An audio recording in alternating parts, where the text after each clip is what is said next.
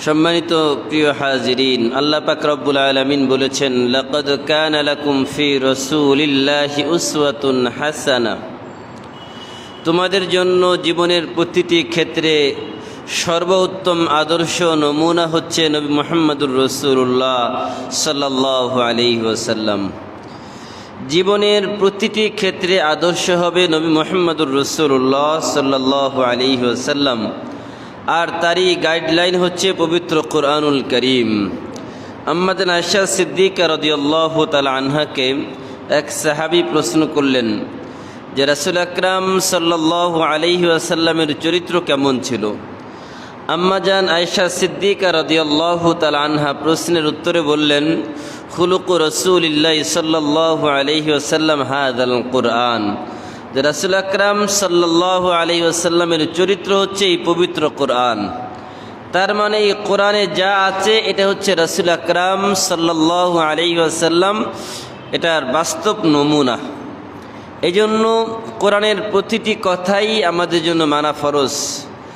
আল্লাহ রাসূল সাল্লাল্লাহু আলাইহি ওয়াসাল্লাম এক হাদিসের মধ্যে বলেছেন, আরবাউন ফারাদাহুন্নাল্লাহু ফিল ইসলাম।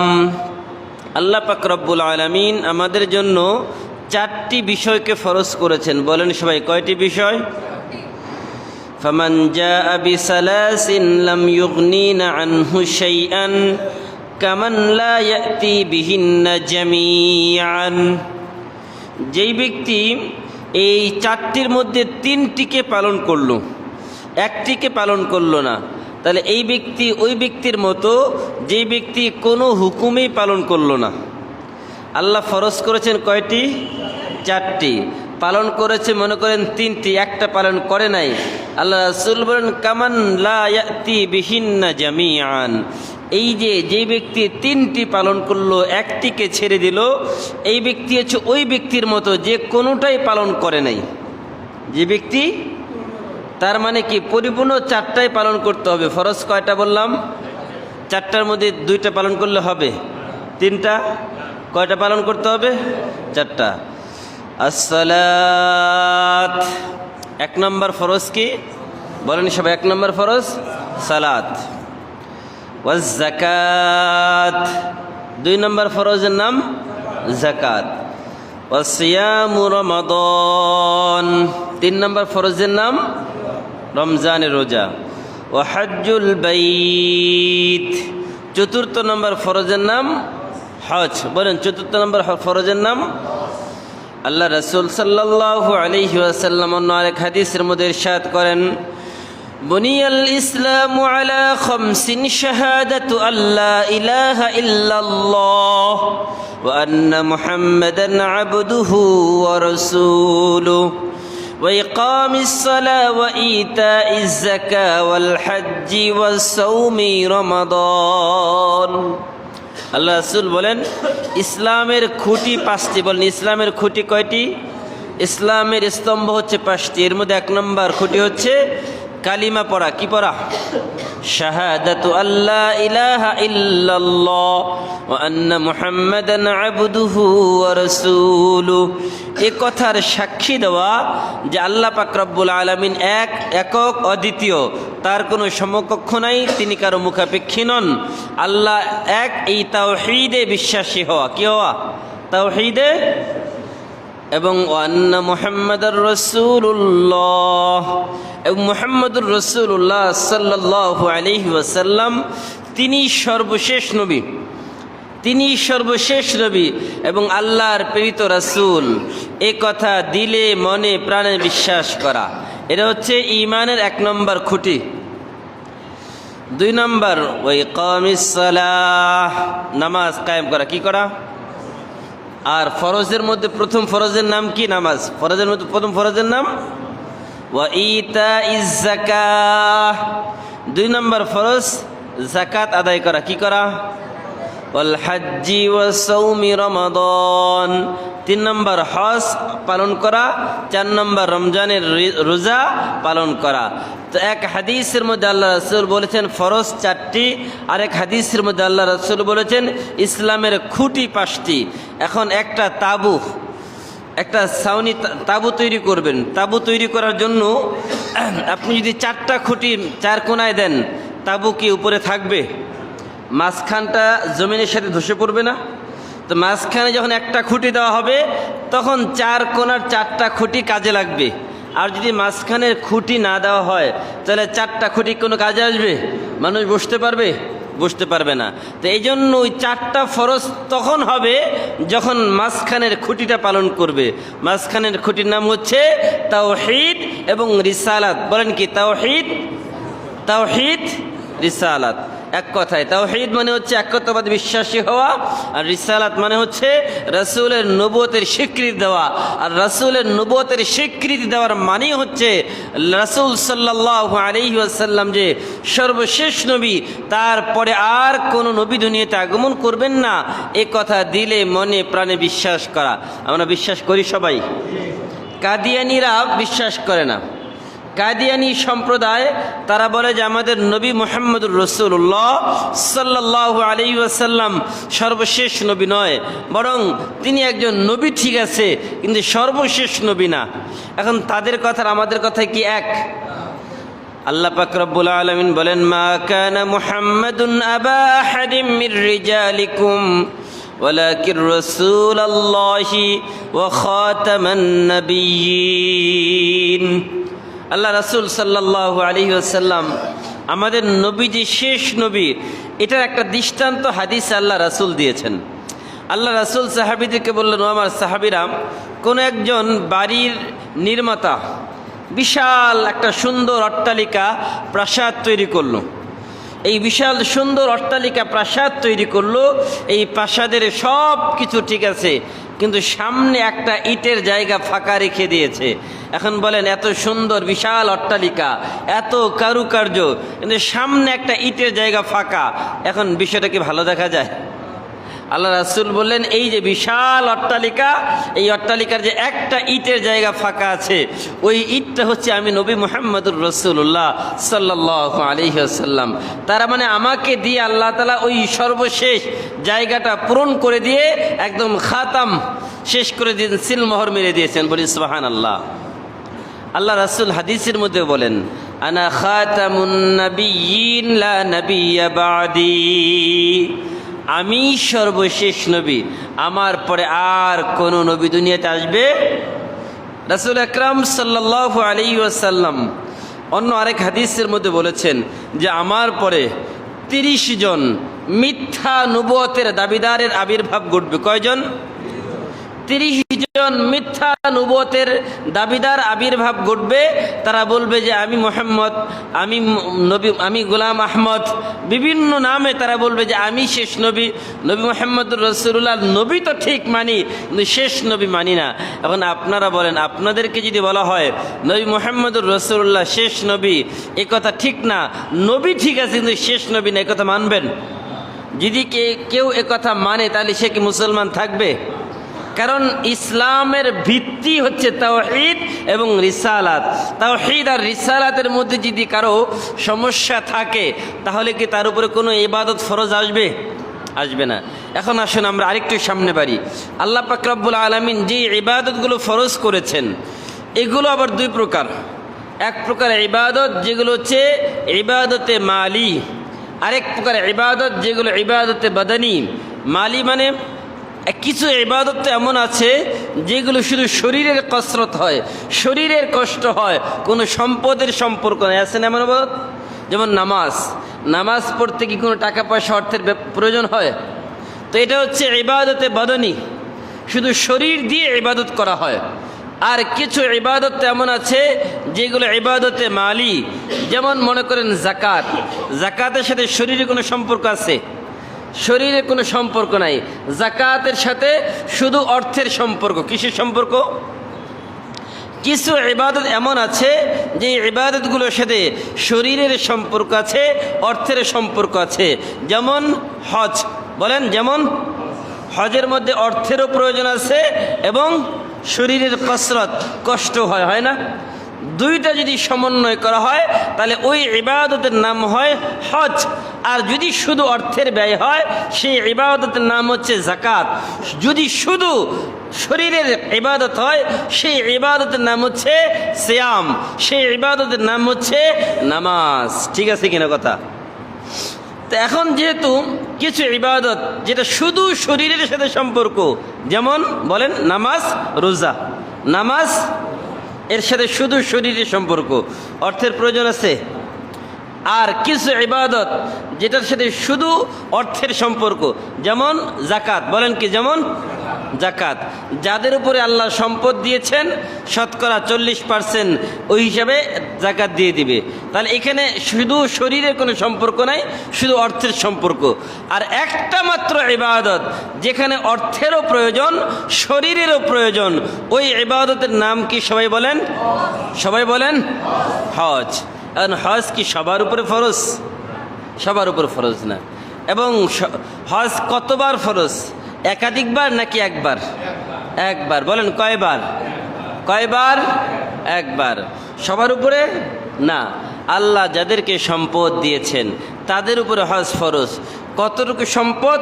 আল্লাহ পাক রব্বুল আলামিন সূরা আলে ইমরানের 97 নম্বর আয়াতের মধ্যে বলেন, ইন্না আউওয়ালা বাইতি উদিআ লিন-নাস, ইন্না আউওয়ালা বাইতি উদিআ লিন-নাস লাল্লাযী বিবাক্কাতা মুবারাকান ওয়া হুদাল লিল-আলামিন। আল্লাহ পাক রব্বুল আলামিন বলেন, নিশ্চয়ই পৃথিবীতে যত ঘর নির্মাণ করা হয়েছে, ইন্না আউওয়ালা বাইতি উদিআ লিন-নাস, মানুষের জন্য পৃথিবীতে যত ঘর নির্মাণ করা হয়েছে, লাল্লাযী বিবাক্কাতা মুবারাকান ওয়া হুদাল লিল-আলামিন, মানুষের জন্য যত ঘর নির্মাণ করা হয়েছে তার মধ্যে সর্বপ্রথম এবং বরকতময় ঘরের নাম যেটা মক্কায় অবস্থিত। কোথায় অবস্থিত বলেন? যার নাম হচ্ছে বাইতুল্লাহ। বলেন সবাই, তার নাম কি? আল্লাহ পাক রব্বুল আলামিন বলেন মুবারাকা, ওই ঘর অত্যন্ত বরকতময়, হুদাল লিল আলামিন, গোটা বিশ্বের মানুষের জন্য পথ প্রদর্শক। মানুষ যখন ওই জায়গায় যাবে তখন মানুষ নিজের পথ খুঁজে পাবে। ফীহি আয়াতুম বাইয়িনাতুম মাকামু ইব্রাহিম, তার মধ্যে সুস্পষ্ট কিছু নিদর্শন আছে। মাকামু ইব্রাহিম, তার মধ্যে একটা হচ্ছে মাকাম ইব্রাহিম। ওমান দাখালাহু কানা আমিনা, আর যেই ব্যক্তি ওই ঘরের মধ্যে প্রবেশ করে, ওই আঙ্গিনায় প্রবেশ করে, ওই ব্যক্তি নিরাপদ, তার কোনো বিপদ নাই। দুনিয়ার কোনো মানুষ তার ক্ষতি করতে পারবে না, জীবজন্তু পশু পাখিও তার ক্ষতি করতে পারবে না। ওয়ালিল্লাহি আলান নাস, ওয়ালিল্লাহি আলান নাস হিজ্জুল বাইত মান ইসতাতাআ ইলাইহি সাবিলা। এবার আল্লাহ পাক রব্বুল আলামিন বলেন, এই যে এত অত্যন্ত বরকতময় ঘর যেটা সর্বপ্রথম পৃথিবীতে বানানো হলো এবং মানুষের জন্য পথ প্রদর্শক, ওই ঘরটা মক্কায় অবস্থিত। ওই ঘরের হজ কার উপরে ফরজ? ওয়ালিল্লাহি আলান নাস।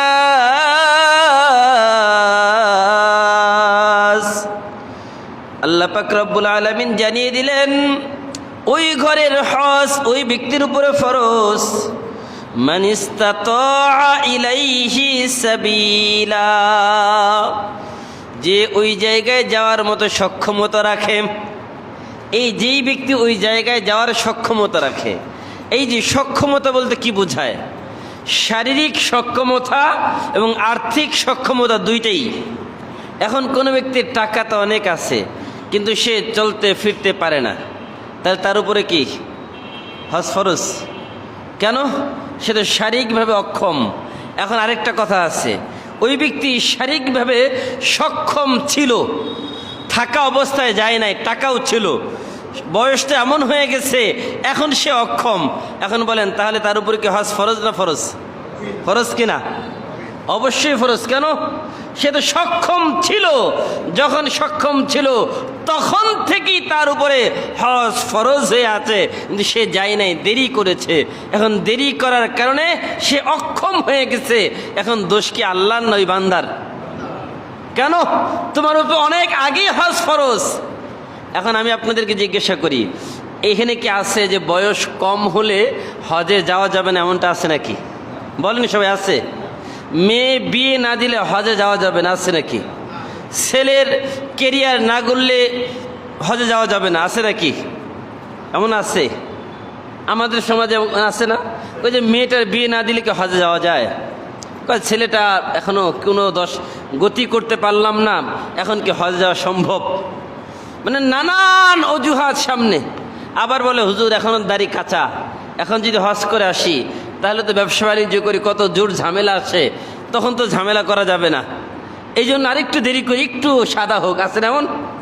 এখন বলেন হজ কি যৌবনকালে করা ভালো নাকি বৃদ্ধকালে করা ভালো? কখন ভালো বলেন তো? আল্লাহ রাসূল সাল্লাল্লাহু আলাইহি ওয়াসাল্লাম বলেন, ইগতানিম খামসান ক্বাবলা খামসিন শাবাবাকা ক্বাবলা হারমিক। যুবক, তোমার সম্পদ আছে। অনেকে আবার চিন্তা করে হুজুর সম্পদ তো আছে, ব্যবসা বাণিজ্য করি, কিন্তু এখনো বিয়ে শাদিই করি নাই, আর বিয়ে শাদি না করে কিভাবে হজ করে? আছে না এমন? পৃথিবীতে এমন দেশও আছে যেখানে হজ উমরা না করলে মেয়ের বাবা মেয়ে দেয় না, আছে জানেন? এমন দেশও আছে। প্রথমে গিয়ে জিজ্ঞাসা করে আপনার ছেলেকে উমরা করেছে, হজ করেছে? এমন দেশ আছে পৃথিবীতে যেই দেশের শতকরা 100% মানুষ হজ করে উমরা করে। তাহলে আমরা পারি না কেন? এটা আমাদের মনের সংকীর্ণতা। বলেন কি মনের?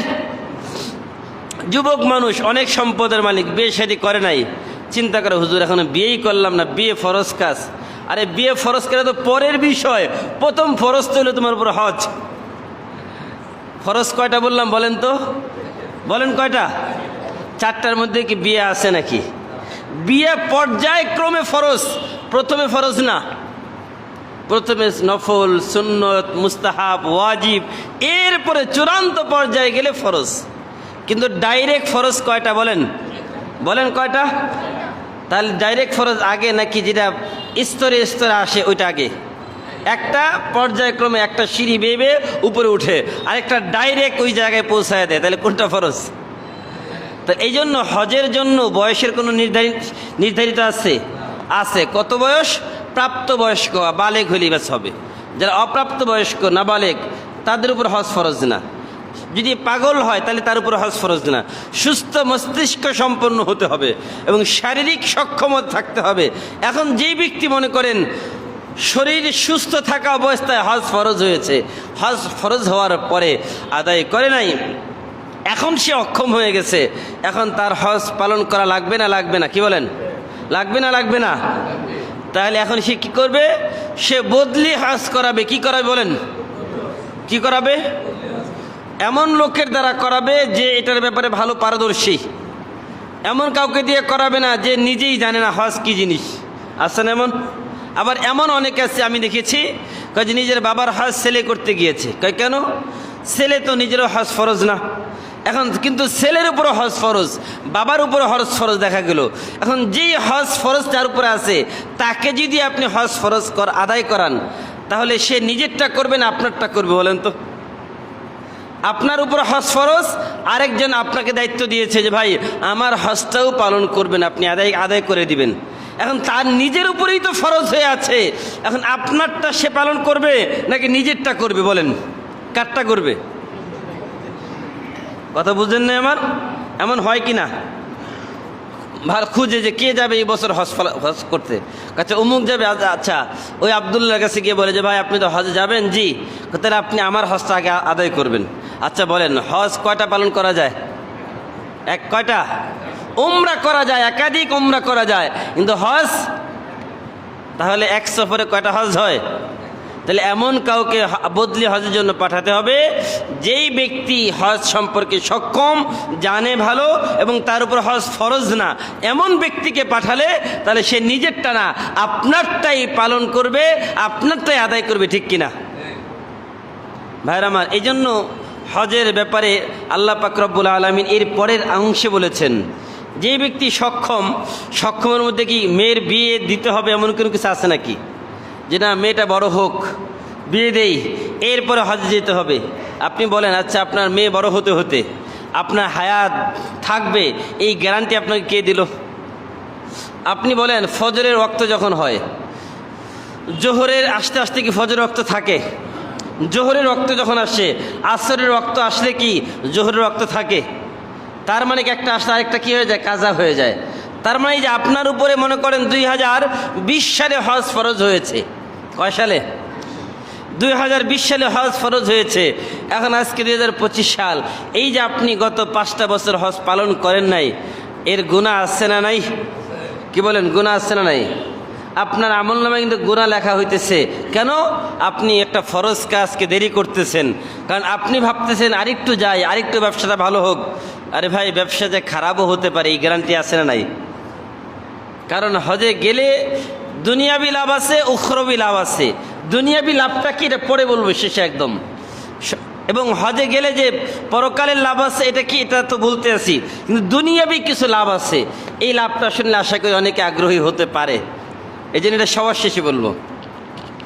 আল্লাহ পাক রব্বুল আলামিন বলেন ওমান দাখালাহু কানা আমিনা, যেই ব্যক্তি মক্কায় প্রবেশ করবে, বাইতুল্লাহ প্রবেশ করবে, সেই ব্যক্তি নিরাপদ। সেই ব্যক্তি কি বলেন? এই যে আল্লাহর ঘর মসজিদগুলো কি মক্কার অংশ কিনা, বাইতুল্লাহর অংশ কিনা? কি বলেন? দুনিয়ার যত মসজিদ আছে সবগুলো বাইতুল্লাহর অংশ, সবগুলো কি বলেন? তাহলে মসজিদ নিরাপদ না অনিরাপদ? বলেন মসজিদ নিরাপদ না অনিরাপদ? এখন মসজিদ নিরাপদ কেন প্রশ্ন আসে না? কারণ হচ্ছে মসজিদে আল্লাহর কোরআনের আইন চলে। বলেন মসজিদে কি চলে? বলেন সবাই কি চলে? মসজিদে আল্লাহর কোরআনের আইন চলে, এই জন্য মসজিদ নিরাপদ। এই ব্যাপারে কারো দ্বিমত আছে নাকি? মসজিদে আমার আপনার কারো নিজের আইন চলে? মসজিদে কার আইন চলে?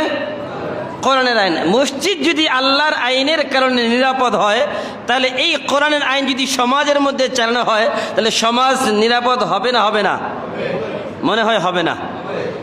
মসজিদ যেমন নিরাপদ থাকে আল্লাহর কোরআনের কারণে, আল্লাহর এই কোরআন দিয়ে যদি সমাজ চালানো হয়, ঠিক তেমনি ভাবে সমাজ মসজিদের মতো নিরাপদ হতে বাধ্য, ঠিক কিনা? এই জন্য এটা আমাদের চাওয়া আছে না নাই? আমরা চাই না যে মসজিদ যেমন নিরাপদ, মসজিদ যেমন মারামারি নাই, হানাহানি নাই, সমাজের সকল মানুষগুলো এক কাতারে দাঁড়িয়ে, ধনী গরিব আমির ফকির সবাই এক কাতারে দাঁড়িয়ে নামাজ আদায় করি, কোনো ভেদাভেদ নাই। এই অবস্থাটাই যদি সমাজের মধ্যে হয়, ভালো না খারাপ? ভালো না খারাপ? তাহলে এই ভালোটা আমাদের চাওয়া আছে না নাই? মুখে বললে হবে, কাজ করতে হবে না? জি ভাইরা আমার, এই জন্য আল্লাহ বলেছেন ওমান দাখালাহু কানা আমিনা, যেই ব্যক্তি আল্লাহর ঘরে প্রবেশ করে সে কি বলেন? নিরাপদ। এখন যদি কোনো ব্যক্তিকে মসজিদে করোনার সময় 3 ফিট দূরত্বে দাঁড় করায় দিচ্ছেন, আল্লাহর ঘর আল্লাহ বলতেছে নিরাপদ, আপনার 3 ফিট দূরত্বে দাঁড় করায় দিলেন, তার মানে কি মসজিদেও বিপদ আছে? কি বলেন? মসজিদে বিপদ আছে? বলেন না কেন, আছে নাকি?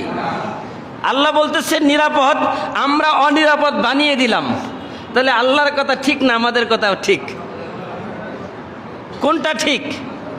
আমি কি আমার নিজের মন গড়া কথা বলতেছি? কোরআনের কথা বলতেছি ভাই। তাহলে এটা কি ঠিক না ভুল? এই যে তার মানে কি মসজিদে দূরত্ব বজায় রাখা যাবে? কাতার যখন করবেন কাছাকাছি দাঁড়াইতে হবে, কাঁধে কাঁধ মিলিয়ে দাঁড়াইতে হবে। এখন কাতার সোজা করতে হবে নিজ দায়িত্বে। কেন? দেখেন কথায় কথা চলে আসে। আল্লাহ রাসূল হাদিস শরীফের মধ্যে বলেছেন সাউ সুফুফাকুম, তোমরা তোমাদের নামাজের কাতারগুলো সোজা করো। কেন? যদি সোজা না করো, আও লা ইখালিফান্নাল্লাহু বাইনা কুলুবিকুম আও লা ইখালিফান্নাল্লাহু বাইনা ওয়ুজুহিকুম, দুইটা বর্ণনা আছে। আল্লাহ রাসূল বলেন যে ব্যক্তি নামাজের কাতার সোজা করে না, আল্লাহ তার অন্তর বাঁকা করে দেয়। বলেন কি করে? অন্তর। আর যার অন্তর বাঁকা হয় সে কি ইসলামের উপরে থাকবে? আও লা ইউখালিফান্নাল্লাহু বাইনা ওয়ুজুহিকুম, আল্লাহ রাসূল বলেন অথবা আল্লাহ তাআলা তার চেহারাকে বিকৃত করে দেয়। কি করে দেয়? চেহারা পরিবর্তন করে দেয়, চেহারা বিকৃত করে দেয়। তার মানে কি তার মস্তিষ্ক বিকৃত হয়ে যায়, ওই মানুষের মাথায় কখনো ভালো চিন্তা আসবে না, সব সময় খারাপ চিন্তা ধ্যান ধারণা তার মাথায় চলবে। এমন লোক আসছে না নাই? তাহলে নামাজের কাতার সোজা করা ওয়াজিব। বলে নামাজের কাতার সোজা করা কি? তাহলে নামাজের কাতার সোজা করা ওয়াজিব, নামাজের অংশ। এজন্য কাতার সোজা করা লাগবে না। এজন্য নামাজের মধ্যে যখন দাঁড়াবো খুজু খুশু খেয়াল রাখতে হবে। এখন যদি আপনি একজন আরেকজনের পায়ের সাথে মানে দাঁড়িয়েছেন, দাঁড়িয়ে পায়ের উপর পাড়া দিয়েছেন, তাহলে বলেন ওই লোকটার নামাজের খুজু থাকবে? নামাজের কাতার সোজা তো করবেন ঠিক, তার মানে আরেকজনের পায়ে পা দিয়ে সোজা করা এটা কি কোনো ভদ্রতা? এটা তো আপনি নামাজের খুজু নষ্ট করে দিলেন। ভাইয়ের আমার, এই জন্য ইসলামের প্রথম যুগে এই যে এত সুন্দর যে কাতার সোজা করার পদ্ধতিটা ছিল না। এই জন্য আল্লাহ রাসূল নামাজে দাঁড়িয়ে প্রথমে আগে সবাইকে কাতার সোজা করতেন, সবাইকে সোজা করতেন, সোজা করিয়ে তারপরে আল্লাহ রাসূল বলতেন এবারে ইকামত দাও। কিন্তু আমাদের এখন কি ওই পদ্ধতি দরকার আছে? আমাদের দাগ কাটা আছে, কত সুন্দর পদ্ধতি, দাঁড়ালেই বাস কাতার সোজা হয়ে যায়, ঠিক কিনা? কোনো প্রয়োজন আছে? ওই সুযোগ দাগ কাটার মধ্যে দাঁড়ালেই বাস কাতার সোজা হয়ে যায়, বলারও প্রয়োজন হয় না। এই জন্য অনেকেই না বুঝে বলে যে হুজুর আগে তো কাতার রাসূল দাঁড়িয়ে একদম খুব কঠিনভাবে সোজা করেছেন। ভাই ওই সময়তে এত দাগ কাটা ছিল না, এত পদ্ধতি ছিল না সোজা করার, এই জন্য প্রয়োজন ছিল। এখন তো আর আমাদের ওই রকম প্রয়োজন নেই। কেন? কাতারে দাঁড়ালেই বাস কাতার সোজা হয়ে যায়। এই জন্য আমরা ইনশাল্লাহ নিজ দায়িত্বে কাতার সোজা করবো ইনশাল্লাহ। নামাজে কেউ কাতার বাঁকা করব না। দাঁড়াবেন কিভাবে? ইমামের বরাবর প্রথমে দাঁড়াবেন। আমাদের অনেক ভাইয়েরা এসে ডান দিকে একদম হয়তো ওই কোনায়, নাহলে বাম দিকে ওই কোনায় বসে, আসেন এমন। আবার অনেক ভাইয়েরা আগে আসেন কিন্তু বসেন 2 নম্বর 3 নম্বর 4 নম্বর কাতারে, প্রথম কাতারে আসেন না। আল্লাহ রাসূল এই ব্যাপারে বলেছেন যে প্রথম কাতারে বসলে কি লাভ, ইমামের কাছে বসলে কি লাভ, এটা যদি কেউ জানতো প্রয়োজনে সে লটারির মাধ্যমে হলেও প্রথম কাতারে বসার প্রতিযোগিতা করতো। বলি সুবহানাল্লাহ। তা লাভ আছে না নাই? ইমামের কাছাকাছি বসলে লাভ না লস? সওয়াবের পরিমাণ বেশি। এখন মসজিদে কিসের জন্য আসি বলেন? কিসের জন্য? সওয়াবের জন্য। তাহলে ইমামের কাছাকাছি যত বেশি হবে তত বেশি নেকি হবে। আমার তো নেকি বেশি প্রয়োজন, এজন্য আমি আগে আসবো, আগে সামনে বসবো ইনশাআল্লাহ। মসজিদ সবার জন্য, সব জায়গা সবার জন্য। মসজিদে একমাত্র ইমামের জায়গাটা ফিক্স, এছাড়া কোনো জায়গা কারোর জন্য ফিক্স না, সবার জন্য সমান। যে কেউ যে কোনো জায়গায় দাঁড়াতে পারবে ইনশাআল্লাহ। এইভাবে কোনো সমস্যা আছে নাকি? এই জন্য আমরা ইনশাল্লাহ আগে এসে প্রথম কাতারে দাঁড়াবো, ঠিক আছে ইনশাল্লাহ। প্রথম কাতার কখনো ফাঁকা রেখে দ্বিতীয় তৃতীয় কাতার দাঁড়াবো না। আর দাঁড়ানোর সময় প্রথমে ডান দিক বাম দিক, প্রথম কাতার শেষ, দ্বিতীয় কাতারে ঠিক ইমামের বরাবর ডান দিক বাম দিক, ডান দিক বাম দিক।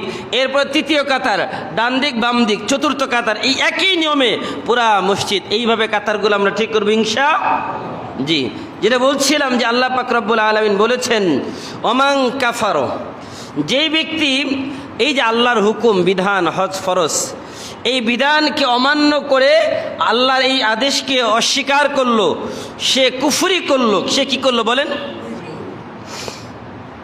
ফাইন্নাল্লাহা গনিয়্যুন আনিল আলামিন। এখন যদি কোনো ব্যক্তি আল্লাহর এই বিধানকে লঙ্ঘন করে, আল্লাহর এই বিধানকে পালন না করে, তাতে আল্লাহর কি কোনো কিছু যায় আসে? আল্লাহর কোনো ক্ষতি হবে? আল্লাহ বলে বান্দা তাতে আমার কোনো ক্ষতি নেই। ফাইন্নাল্লাহা গনিয়্যুন আনিল আলামিন। আল্লাহ গোটা বিশ্বের সকল মাখলুক থেকে মুখাপেক্ষী। আল্লাহ কারো মুখাপেক্ষী নাম। এই জন্য আল্লাহ রাসূল সাল্লাল্লাহু আলাইহি ওয়াসাল্লাম বলেছেন আরবাউন, যে এই যে 4টা ফরজ, এই 4টা ফরজের মধ্যে আল্লাহ রাসূল বলেন মূলত দেখেন হজের যতগুলো কাজ সবগুলো শুধু ভালোবাসার সম্পর্ক। কিসের সম্পর্ক? কারণ অন্য অন্য ইবাদতের মধ্যে আপনি যৌক্তিকতা খুঁজে পাবেন, কিন্তু হজের যে ইবাদতগুলো এগুলোর মধ্যে শুধু আল্লাহর ভালোবাসা দৃষ্টান্ত। কেন? আল্লাহ রাসূল সাল্লাল্লাহু আলাইহি ওয়াসাল্লাম সাফা মারওয়ায় দৌড়াদৌড়ি করেছেন, হাজর আসওয়াদকে চুম্বন করেছেন, রমি জিমার করেছেন। এই যে এক একটা কাজ, এগুলো শুধু ভালোবাসার দৃষ্টান্ত। ইব্রাহিম আলাইহিস সালাতু ওয়াস সালাম এই কাজগুলো করেছেন।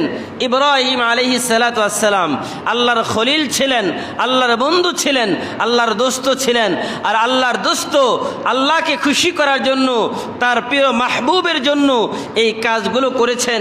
প্রেমের প্রেমাস্পদের জন্য এই কাজগুলো যখন করেছেন, আল্লাহর এত ভালো লেগেছে যে আমার বন্ধু আমাকে খুশি করার জন্য যে কাজগুলো করেছে, এই কাজগুলোকে কিয়ামত পর্যন্ত মানুষ সামনে দৃষ্টান্ত, মানুষের সামনে এটাকে কিয়ামত পর্যন্ত জারি রাখার জন্য আল্লাহ তাআলা এই পবিত্র একটা ফরজ হজের বিধান আল্লাহ তাআলা উম্মতে মুহাম্মদীকে দিয়েছেন। বলি সুবহানাল্লাহ।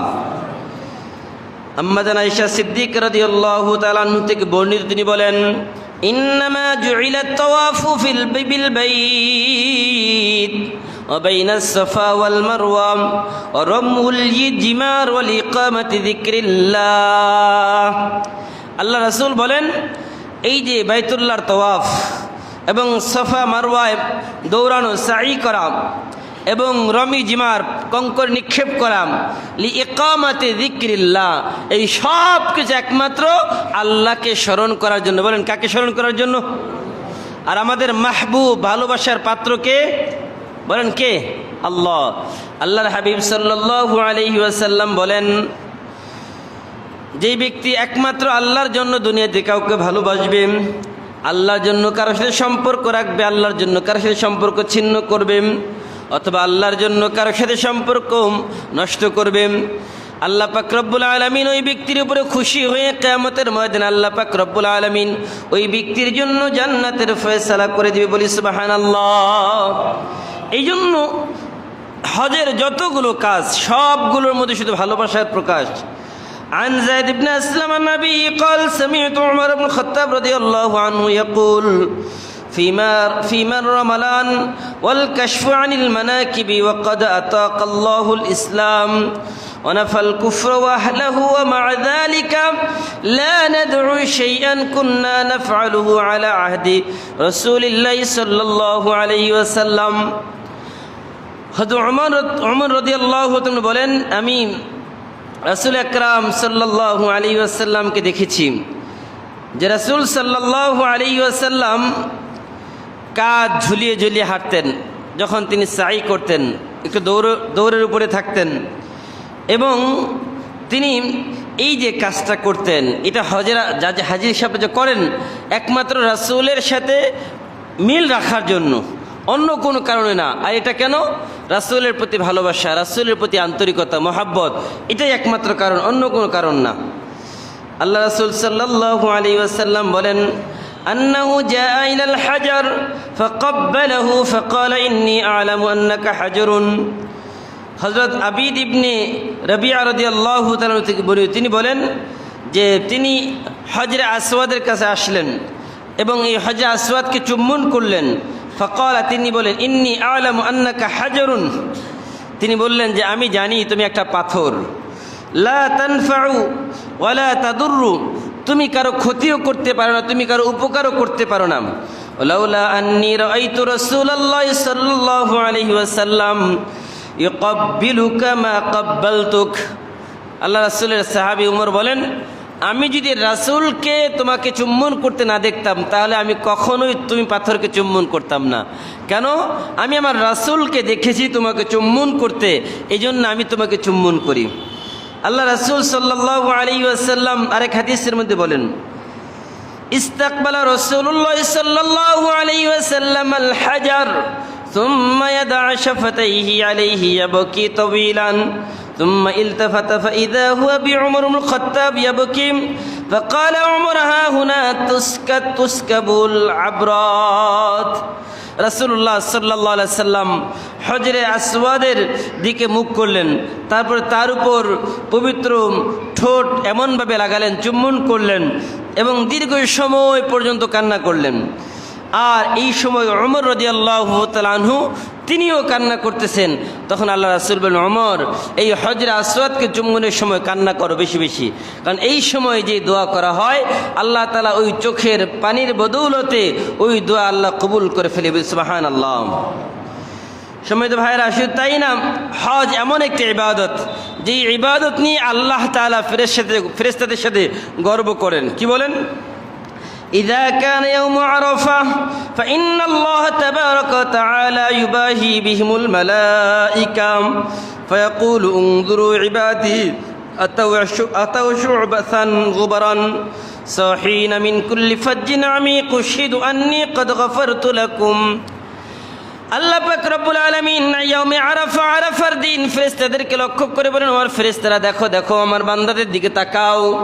আমার বান্দারা দূর দূর থেকে ধুলাবালি অবস্থায় তাদের মাথার চুলগুলো উস্কো খুশকুম, মাথার চুলগুলো উস্কো খুশকুম এবং তাদের শরীরে ধুলাবালু মিশ্রিত, এমন অবস্থায় তারা আমার কাছে এসেছে। আল্লাহ পাক রব্বুল আলামিন তারা দূর দূর থেকে এসেছে, তোমরা সাক্ষী থাকো। কদ গফারতু লাকুম, আমি আমার সকল বান্দাদের গুনাহগুলোকে মাফ করে দিলাম। সুবহানাল্লাহ। আল্লাহ তাআলা তো মাফ করার জন্যই হজে নিয়ে যান। এই জন্য সর্বশেষ কথা যেটা বলি যে হজ করলে দুনিয়াবি লাভও আছে, আখিরাতের লাভও আছে। কি লাভ? এই হাদিসটা শুনেই শেষ করে দেব।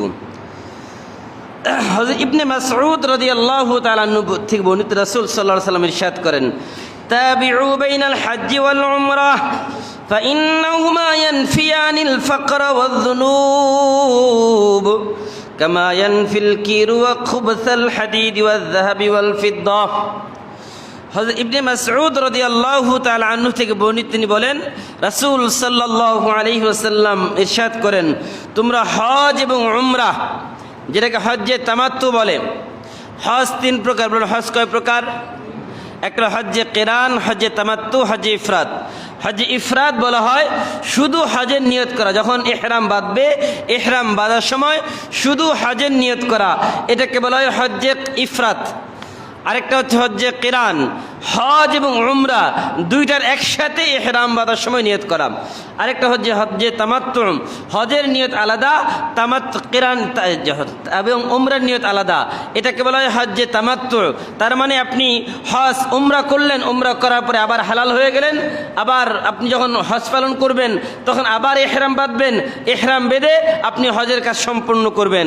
তাহলে এই যে মাঝখানে যে সময়টুকু পাবেন, ওই সময়টুকু আপনি আপনার মতো করে স্বাভাবিকভাবে থাকতে পারবেন। এই জন্য আল্লাহ রাসূল বলেন, তোমরা যখন হজ করবে তখন হজে উমরা এবং ইহরাম একসাথে করো। যেই কাজের মধ্যে যত কষ্ট বেশি, ওই কাজের পারিশ্রমিক তত বেশি। বলেন, যেই কাজের মধ্যে যত কষ্ট বেশি, ওই কাজের মধ্যে তার পারিশ্রমিক তত বেশি। যখন কোনো ব্যক্তি কিরান করবে, হজ এবং উমরা একসাথে দুইটা নিয়ত করবে, তার মানে লম্বা একটা সময় ইহরাম অবস্থায় থাকতে হবে তাকে, সে অন্য কোনো কাজ করতে পারবে না। এই যে কষ্ট, এই জন্য আল্লাহ তাআলা তাকে সওয়াবও বেশি দিবেন, দুনিয়াবি ফায়দাও বেশি দিবেন। কি সেটা?